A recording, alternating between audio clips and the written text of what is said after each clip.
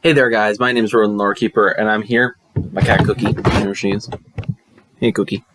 And this is another D&D video. I was going to do a supplements you should know or own, but I couldn't. The one I wanted, I have on my computer, but I don't have it printed. I could show a bunch of pictures of it, but honestly, I'd rather just have it printed out so I could show it and everything. But instead, I have a concept that I worked on that I think could be modified potentially for other dungeons. I'm creating a Megadungeon. I'm doing it in stages. I'm procrastinating a little bit with it, but generally speaking, I'm making good progress. And if I can find the page where I started. Okay, here we go. So the concept, it can be changed. In my dungeon, it's a dragon-style dungeon. No, it doesn't mean defeat regular dragon or anything. No, it's a mega dungeon. So the final boss is like this god dragon that I made up. But that aside, you're being aided by Bahamut and Tiamat. They're not in the quest. Story-wise, they're doing something else. And in the quest, there are 3 kobolds that represent the 3 dragon gods, or 3 main dragon gods. I also forgot to mention Null before, because there's Tiamat, god of dragon good, Bahamut, one of evil, or what? Did you hear me? What the heck was that? Okay. Bahamut, dragon god of good and lawfulness. I don't know where that came from. Tiamat, dragon god of evil, and Null, dragon god of just neutrality.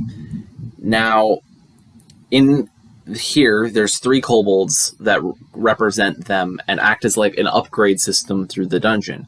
I think this could be modified. So of course, you could make it be any NPC or a mechanism or something.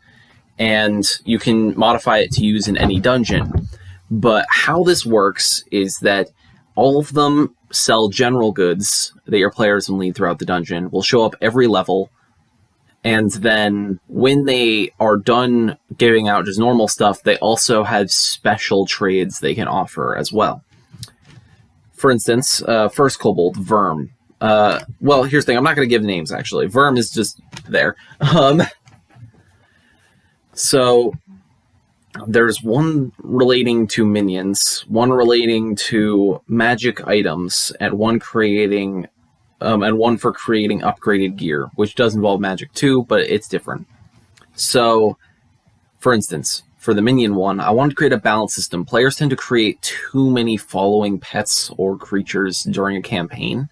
So, while you can do that in the wild on your own, it's going to be harder in this especially in my dungeon, because everything is slightly corrupted throughout the dungeon. But in particular, this is a good idea to actually make players have a solid way of getting a minion. They can only have one at once. They can only have one at once, but it's much harder to do. And if they want to do it again, they need to sacrifice the old one and do it. But basically, each one of these has a certain sacrifice requirement to make any of this happen. For this, you must sacrifice all of your hit dice for the entire floor. And as you sacrifice your hit dice, the energy that was the hit dice coalesces into the air into a single 20-sided gem. Your character carries that gem with you, and when you solo a creature on this floor, its soul becomes trapped in the gem. Then, when you reach the next floor, this is a mega dungeon, so there are lots of floors, you visit the kobold who gives you this, and pay him 200 gold pieces per challenge rating to make a creature companion that follows your commands and has an appearance based on the gem used. If you're evil, your gem is a ruby. If you're good, your gem is a sapphire. And if you're neutral, your gem is a jet, like the black stone. I'm sorry I'm looking down. I'm just reading this because I don't want to mess up anything. Yeah, it's a creature companion that follows your commands and has an appearance based on the gem used, max 1 creature per player, and the creature's type is changed based on the gem. Sapphire is celestial, ruby is fiend, and jet is undead. They'll have a slight appearance change as well. I've heard arguments from people I've shown this to that it shouldn't be undead for the neutrality, but based on Null, I wanted to just make it more like a ghost. I'm not saying it's a zombie. I'm saying it's ethereal. It has a slightly ghostly, glowy quality to it, and has wisps of its essence coming off as it moves around. Fiend, of course, would be a bit fiery, maybe a bit evil looking. Blue would just be like maybe like white or like pure grays, like basically like Pegasus and unicorn colors. But or if it's black, it has like the angularness to go along with it.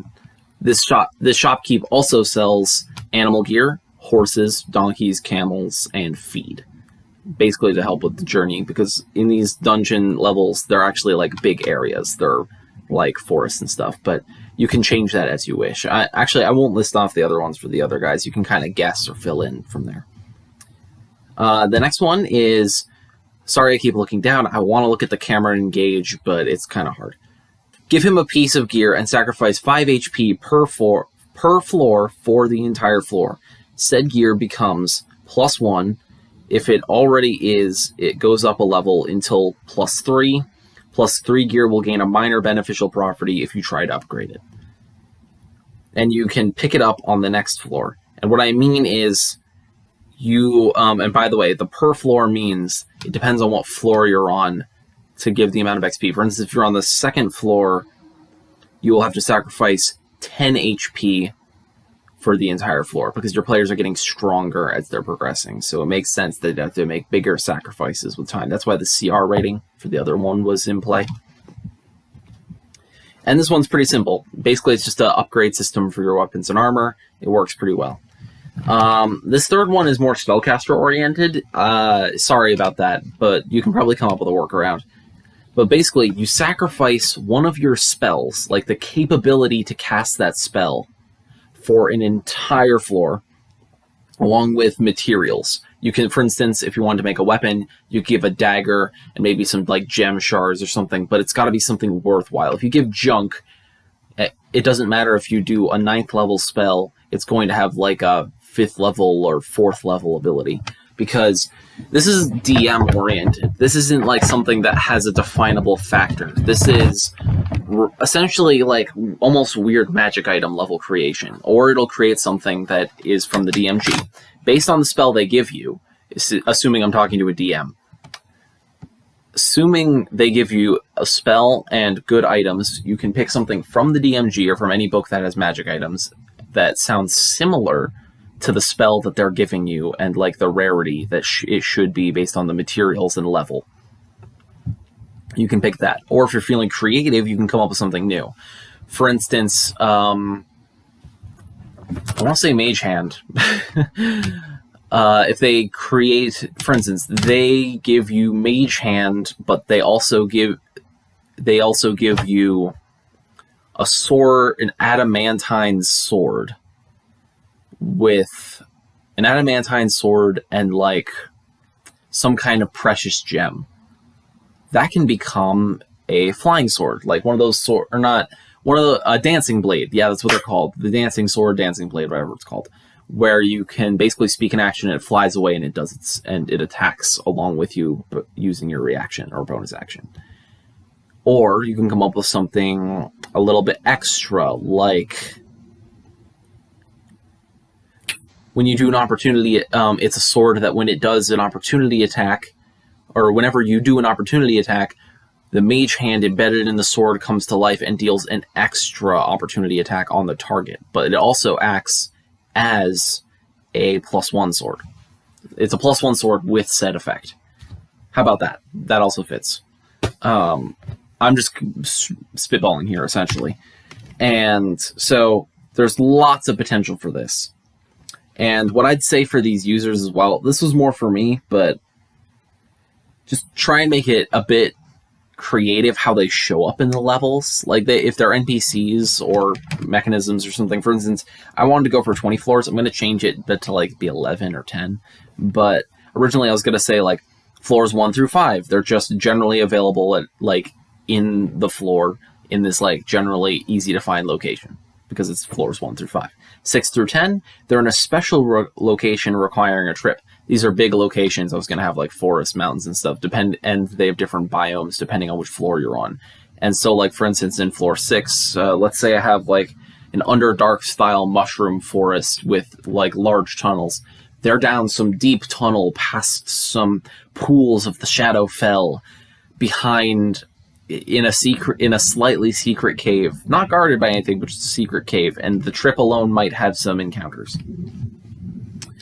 Floors 11 through 15, each one is taken randomly at an odd number floor and has to be saved. Even floors require a puzzle to summon them, which means that like when they enter a floor on an even number, there's like a large like ruin or something, or like a tree that has like knots in a certain angle or something that acts as a puzzle that they have to solve, which then allows them in, whether it be through like a secret staircase or through teleportation or anything like that.